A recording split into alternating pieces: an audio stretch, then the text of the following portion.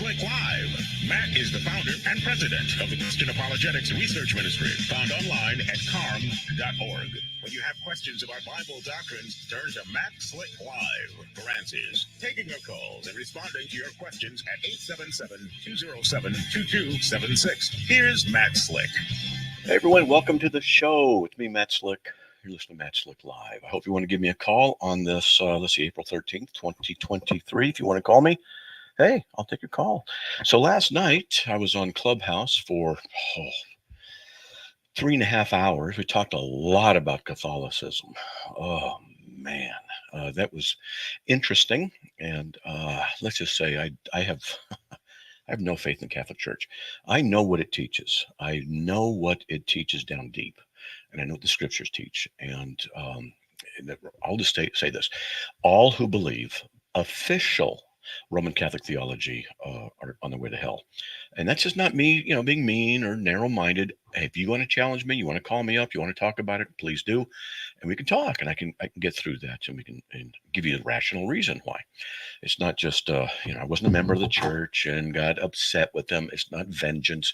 It is an examination, like I do of all things. Examination of the truth of God's word. Is like to check on what God's word says. It is the final authority and standard of all truth.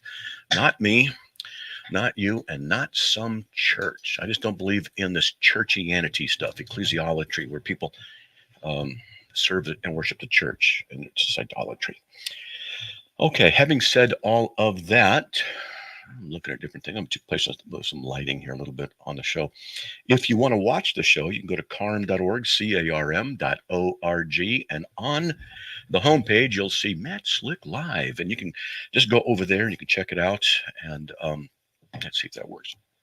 And you can click on the link so you can go to our respective YouTube channel, which we'll only have on for 10 minutes, and then we move over to Rumble, and we're doing that for the purposes of freedom.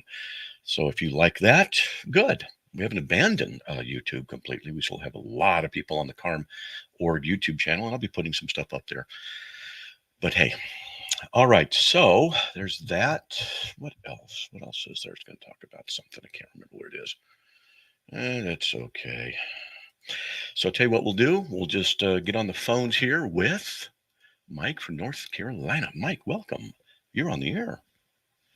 Hey, Matt. Hey.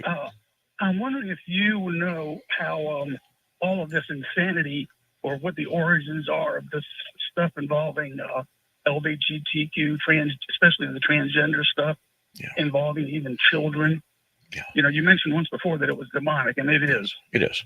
It is very demonic. Yeah, it is. But I'm wondering if you know what the human origins of it is. Well, or if any Christians know.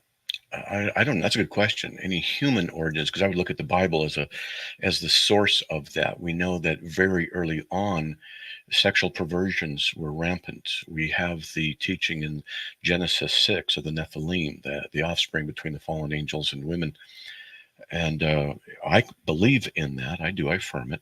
And Genesis 6:9 talks about that. Okay, Yes. but here in the United States, what we need to know is to know who Arthur Kinsey. Are you familiar with that name, Arthur Kinsey? No. The Kinsey Report? No. In the late 1940s, early 1950s. They starting to ring a bell. Guy by the name of John Money. Well, Kinsey. Okay. So what do you? Yeah. Okay. These two men were the most perverted human beings on the planet. Why don't you send me information about that? Wait. We have children that are listening, and so I like to guard. Yeah, that. I'm not going to go. Believe me, I'm not going to go into any kind of detail on that. Yes, I do know that. Okay.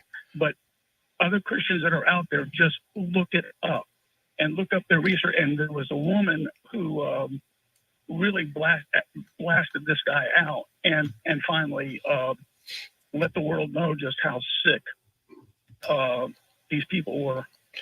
They are. It's a sexual perversion. So if you send me the information, I'm interested. And the reason I'm interested is because I'm actually looking at an article which I'm developing on transgender stuff, sexual orientation stuff.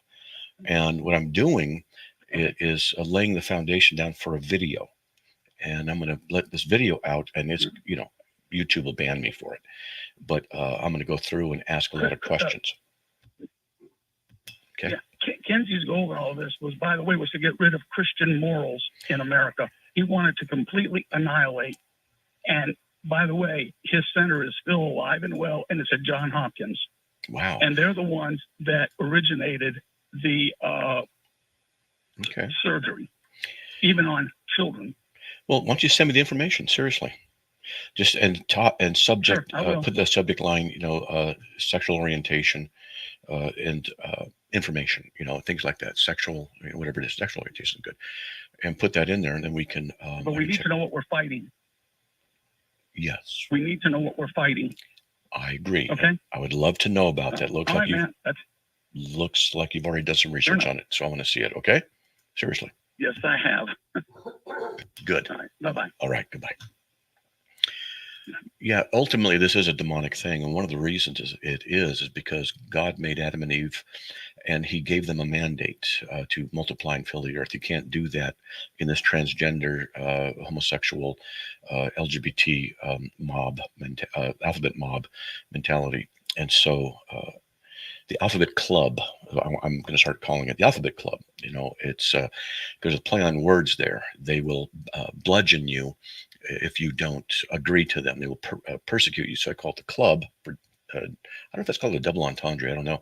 But at any rate, the Alphabet Club is aggressive.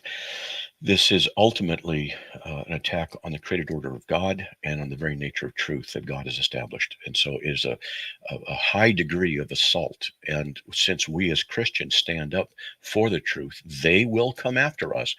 I keep telling people this. They don't believe me. They're going to come into our churches. They're going to start passing laws or try and get them passed that preaching can't be against homosexuality, transgenderism, or orientation, and things like that. They're going to put people in the churches and watch and turn them in.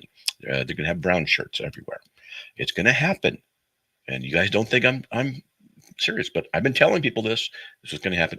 We need to fight against it. And you don't think it's going to happen? Then you're ignorant, because it is happening. And I already do know about spies that have been in various churches collecting information. And there's a lot of stuff that's happened that people don't know about. I could tell you a lot of stories, but anyway, I won't. So here's the thing. If you want to give me a call, 877-207-2276. I will know you up right back. Hey, we got Rudolph. Sorry, I'm just used to saying that in that order. Rudolph from North Carolina. Rudolph. Welcome. You're on the air. Yes, sir. God is the creator. Why don't you believe He's outside of time? Because I don't know what outside of time means. So I don't say He's outside of time. I don't know what that means. Well, but we inside of time because we have 8 days and nights. Well, here's the thing. Here's the thing. You see, I don't know what it means to be outside of time. If someone were to say, write an exposition, an article on what it actually means to exist outside of time, how is that possible? How do you have existence without time involved? How can you say outside of time? Is time not everywhere? Is time located in the solar system and you can go outside the solar system and you're outside of time? I don't know what the phrase means. I can't interpret it. I can't tell you what it is. So I don't say God's outside of time because I don't know what it means. Okay? Oh, okay. What I will say is He relates